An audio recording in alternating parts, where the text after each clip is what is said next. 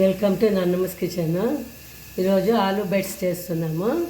దానికి కావాల్సినది ఆలుగడ్డలు అన్ని ఉడకపెట్టుకొని పెట్టేసుకున్నాము.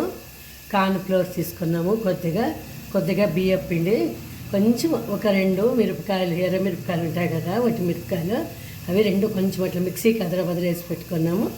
ఉప్పు, కొంచెం మిరియాల పొడి. చేసే విధానం చూపిస్తాం. ఆలు అంతా మెత్తగా చేసేసినాము.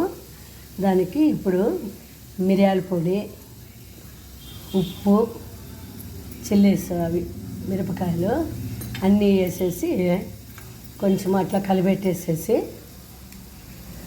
కార్న్ ఫ్లోర్,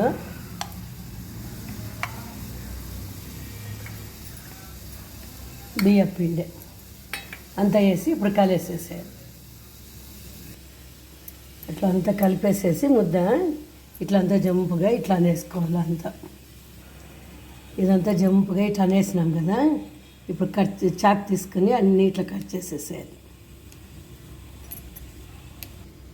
ఇవన్నీ తర్వాత ఇట్లా కొంచెం అన్నీ ఇట్లా అనేసేసేయాలి.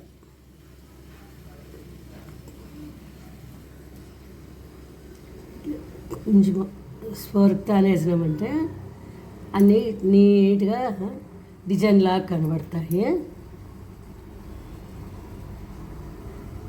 ఇప్పుడు అన్నీ ఇట్లా చేసి పెట్టుకున్నాము. పై మీద ఆయిల్ పెట్టేసినాము.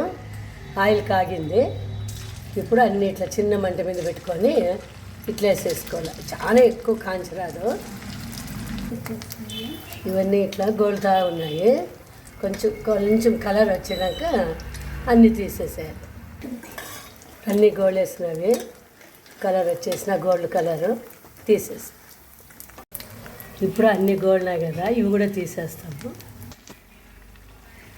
అన్నీ ఇట్లా వేసేసి ప్రతి ఒక్కటి ఇట్లా గోల్డ్ చేసుకోవాలి. వాయి ఆలు బైట్స్ చేసినాము.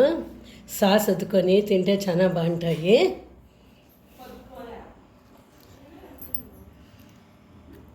కొంచెం సాస్ అద్దుకొనేసేసి తినేసేయాల. పిల్లలు చాలా ఇష్టపడతా ఉంటారు. చేసుకొని చూడండి, బాగుంటే మరీ చేసుకోవచ్చు. ఇదేం కష్టమేం కాదు కదా. లైక్ చేయండి, సబ్స్క్రైబ్ చేయండి. థ్యాంక్స్.